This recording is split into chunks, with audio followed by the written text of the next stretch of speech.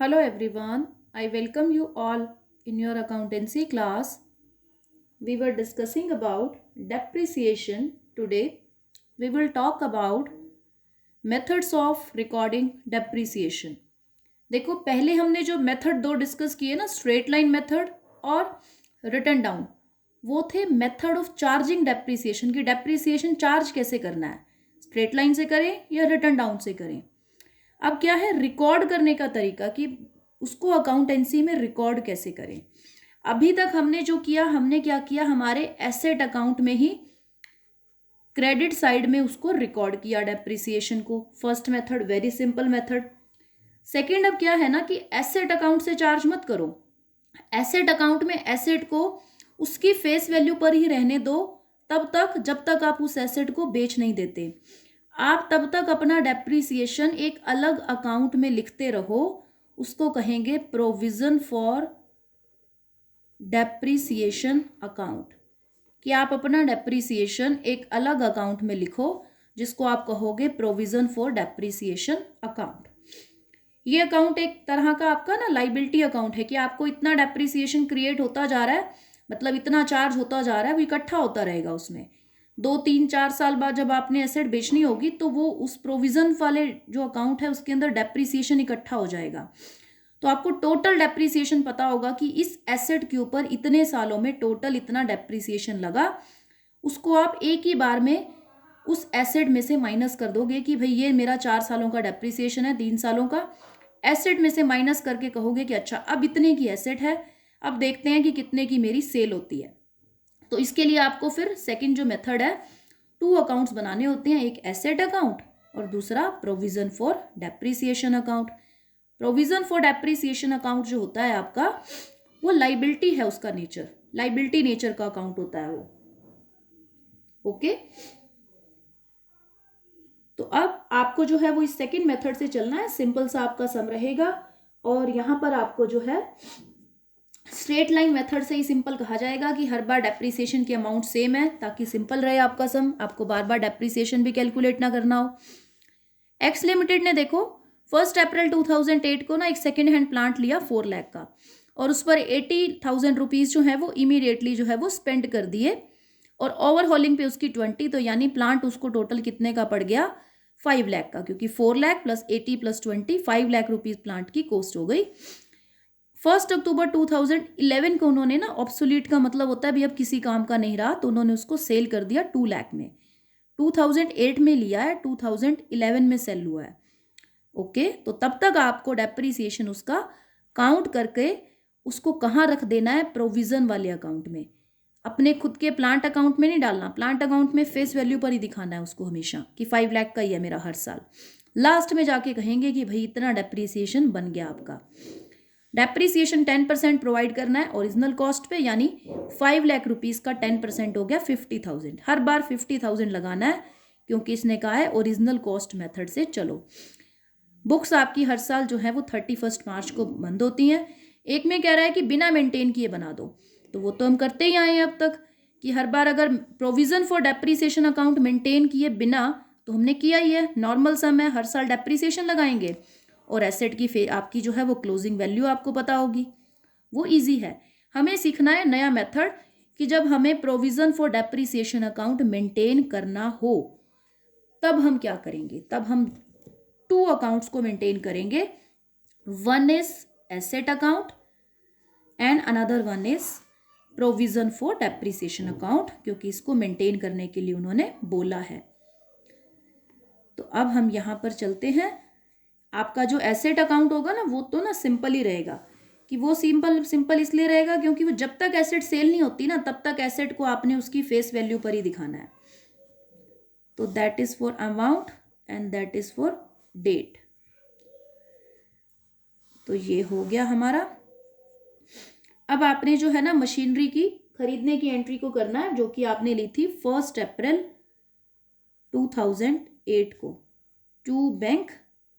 तो हम यहाँ यहीं पर इकट्ठी एंट्री कर देते हैं कि 4 लाख प्लस 80 प्लस 20, तो हमने 2 बैंक से जो है वो टोटल 5 लाख रुपीज़ मशीन के लिए पे किए। अब नॉर्मली तो हर साल हम 31 मार्च को यहाँ डेप्रिसिएशन लगाते थे, लेकिन अभी क्या होएगा ना, ये जो डेप्रीसिएशन यहाँ लगता था उसकी जगह पर वो एक अलग से जो अकाउंट बन रहा है ना, प्रोविजन फॉर डेप्रीसिएशन, उसमें इकट्ठा होके उसमें ही लगता रहेगा। तो यहाँ आपने ना हर बार बस मशीनरी को उसकी फेस वैल्यू के ऊपर ही क्लोज कर देना है, यानी 5 लाख के ऊपर। तो ये बैलेंस आ गया आपका, ये हो गई आपकी क्लोजिंग। अब नए ईयर में आपकी 1 अप्रैल 2009 को जो है वो ओपन होगी, बैलेंस ब्रॉट डाउन 5 लाख पे फिर से ओपन होगी, और 31 मार्च 2010 पे फिर से जो है वो अपनी उसी फेस वैल्यू पे क्लोज हो जाएगी, क्योंकि अभी तक सेल नहीं हुई। तो सेल नहीं हुई तब तक इसने फेस वैल्यू पर ही रहना है। देन आपके पास जो है वो 1 अप्रैल 2010 को जो है वो ओपन होगी। जब तक ये सेल नहीं हो जाती तब तक ये अपनी फेस वैल्यू पर ही रहेगी। अब 31 मार्च 2010 अक्टूबर में सेल हो रही है, तो मार्च तक तो क्लोज कर ही सकते हैं ना इसको, भी मार्च के बाद ही अक्टूबर आएगा, तो तब तक भी इसने जो है वो ऐसे ही रहना है। अब जो है वो 1 अप्रैल 2010 को जो है ये ओपन होगी, और लेकिन इस साल में जो है ना ये क्लोज नहीं होगी। क्यों नहीं होगी क्लोज? क्योंकि ये अक्टूबर में बिक जाएगी, तो ये 31 मार्च जो है 2011 तक का अपना जो जर्नी है वो पूरा ही नहीं करेगी। 2011 नहीं, 12 तक का अपना जो जर्नी है वो पूरा ही नहीं करेगी। क्यों? क्योंकि ये अक्टूबर में सेल होने जा रही है। तो अक्टूबर में सेल होने जा रही है तो वो 2 लाख में सेल हो रही है अक्टूबर में। तो सेल तो 2 लाख में हो रही है, लेकिन तब तक का टोटल डेप्रीसिएशन कितना हो चुका है वो हमें बताएगा कौन? Provision for depreciation account. जैसे हमने पहले नॉर्मल अकाउंट बनाए हैं ना, वैसा ही अकाउंट है। हर बार आपने जितना भी डेप्रीसिएशन इसमें चार्ज करना है वो आपने क्रेडिट साइड में चार्ज करना है, क्योंकि लाइबिलिटीज का बैलेंस हमेशा शुरू कहाँ से होता है? क्रेडिट साइड से।